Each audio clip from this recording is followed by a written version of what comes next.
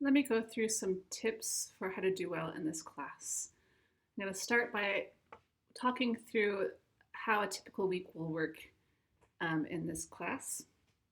So the first thing is the prepare and reflect assignments are due on Saturdays. This prepare and reflect assignment has 2 attempts. The first attempt is due on Saturday, and the second attempt is due by the end of the semester, and the higher score is kept. The first attempt, as the name suggests, has some questions that will prepare you for the next week's topic, and some questions that have you reflect on past topics. I expect you to do decently on the reflect questions. You should be somewhat familiar with the material. But these prepare questions for the first attempt, I don't expect you to do well on. So you'll probably get a fairly low score on your first attempt, which is why you get the second attempt. I encourage you to space the second attempt so that you are practicing retrieval. So even though the second attempt is opened up on Monday, the Monday after it's due, don't take it right away. Wait to use the second attempt maybe to prepare for one of the exams or to prepare for the final exam. That way you've probably forgotten some of the details of the assignment and some of the details of this topic, and then you can see whether you can retrieve that learning, and that can really help you prepare for exams and get a deeper understanding and learning of the material. Because you get the second attempt, that does mean that if you're spending a lot of time on the first attempt, that's probably not a good use of your time.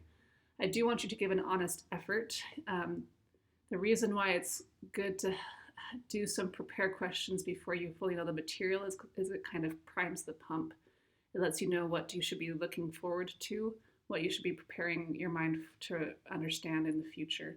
So even though you probably won't get the question right, it's giving it an honest effort is still a good way to make your mind more receptive to the learning when it does come, so that you have a deeper understanding. So give an honest attempt, but don't spend forever on it. Don't try to get a perfect score the first attempt. For the second attempt, you can take as much time as you need to get the score that you want, and to also make sure you understand the material. Canvas saves work in your quizzes, and so you can start the second attempt and then work on some of the questions, exit out of the prepare and reflect assignment without submitting it, and then when you open it up again, Canvas will have saved your past responses and you can pick up where you left off. So that's a good way to manage your time with the prepare and reflect assignments.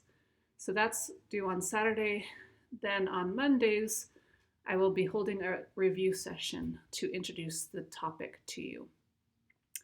The review session is on Teams. I encourage you to attend if you can, but it is not required for you to attend.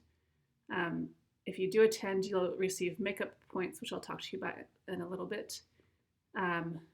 But even if you can't attend, I'll be posting the recording.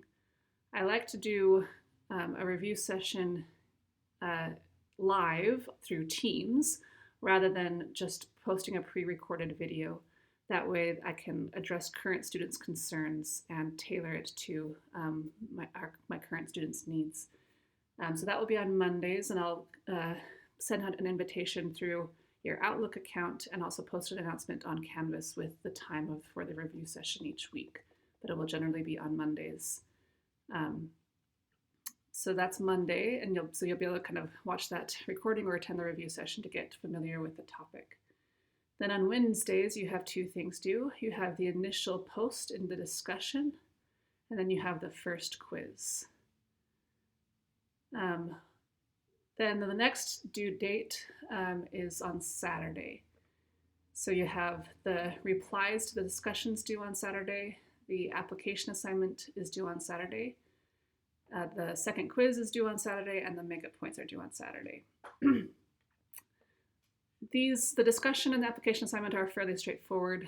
The application assignment will be a real-world situation that has you use that week's topics in that real-world situations. This part of it will be applying the models or the equations that we've been working with, and then part of it will be kind of a critical thinking analysis to see whether our model is doing a good job explaining the real-world situation or whether things can be improved in the real world or vice versa.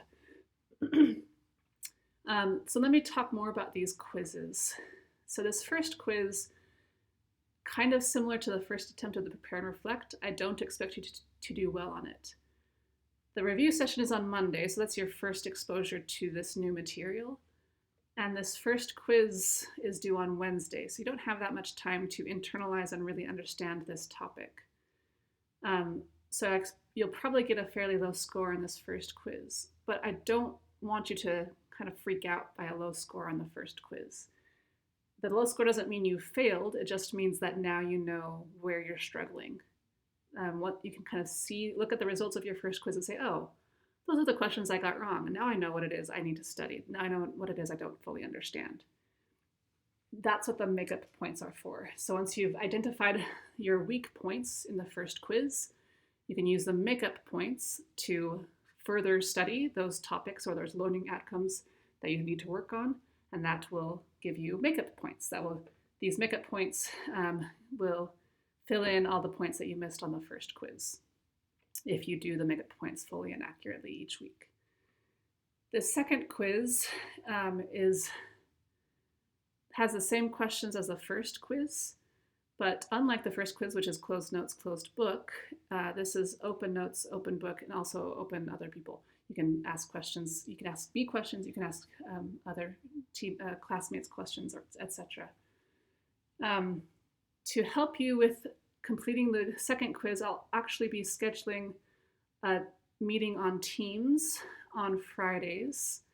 Again, this Teams meeting is optional, but if you choose to come to this Teams meeting on Fridays, you can. I'll be putting those who attend into groups, and you can work through the second quiz together as a group. You can still complete it on your own if you choose to, but if you complete it on your own, you'll need to type out explanations for each correct answer. So that can take quite a bit longer if you do it in a group. If you attend the Friday Teams meeting, I'll just be keeping track of who is attending, and that counts.